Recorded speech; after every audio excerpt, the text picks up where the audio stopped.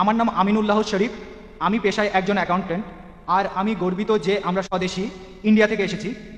জিহাদের উপর আপনার লেকচারটা খুবই সুন্দর আর শিক্ষণীয় ছিল। আমার প্রশ্নটা হলো, আমার ধারণা এখানে বেশিরভাগ লোকই এমনটা মনে করে যে ওসামা বিন লাদেন আসলে জিহাদ করছে। আমার অনেক সহকর্মী আর অন্যান্য লোকজন তারা প্রশ্ন করে যে এটা আসলে জিহাদ কি না। এখন এসব ব্যাপারে আমরা জানি না, তাদের কিভাবে বোঝাবো? আমার দ্বিতীয় প্রশ্নটা হলো, এটা যদি জিহাদ না হয় তাহলে এটাকে কি বলা যায়? ইসলাম এই ব্যাপারে ভাই কি আপনি বলে? প্রশ্ন করলেন যে ওসামা বিন লাদেন জিহাদ করছেন কি না। ভাই ওনার সাথে আমার কখনো দেখা হয়নি, ব্যক্তিগতভাবে তাকে আমি চিনিও না।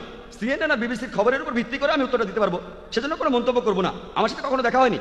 অনেক খবরই জানি অনেকের সাথে দেখা হয়নি, জর্জ বুশের সাথেও কখনো দেখা হয়নি, কিন্তু যেহেতু সিএনএন এর খবর দেখছি আর খবরগুলো বিশ্লেষণ করে বুঝতে পারছি যে তারা যে খবরটা দেখাচ্ছে সেটা সঠিক।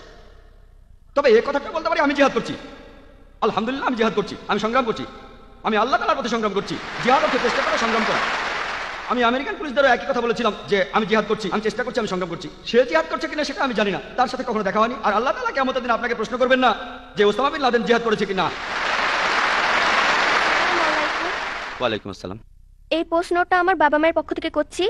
আমার প্রশ্নটা হলো মুসলিম মিডিয়াকে সাহায্য করার ব্যাপারে। আরব বিশ্বের ব্যাপারে কি বলবেন, বিশেষ করে ইন্ডিয়ার ব্যাপারে?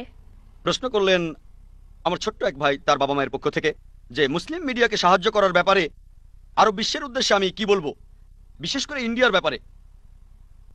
দেখবেন সময়ের সাথে সাথে আমাদের পরিস্থিতিও বদলে যায়।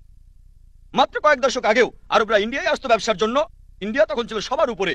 আর মাশাআল্লাহ ইন্ডিয়ানদের অনেকেই তখন জাকাত দিত, তাতে আরবদেরও অনেক উপকার হয়েছে। এখন অনেক দামি সম্পদ, কালো স্বর্ণ আল্লাহ তাদের দিয়েছেন মাশাআল্লাহ, এখন তারা অনেক ধনী। এখন দেখা যায় যে ইন্ডিয়ানরাই আরব বিশ্বে চাকরি করতে আসে, ব্যবসা করতে আসে, দুবাইয়ে সৌদি আরবে আসে। আলহামদুলিল্লাহ আমি তাদের উদ্দেশ্যে যেটা বলতে পারি যে মুসলিমদের কথা যদি বলতেই হয়, সে কথাটা আমি আগেও বলেছি যে সব মুসলিমেরই দায়িত্ব ইসলামকে প্রচার করা। আল্লাহ তাআলা আপনাদের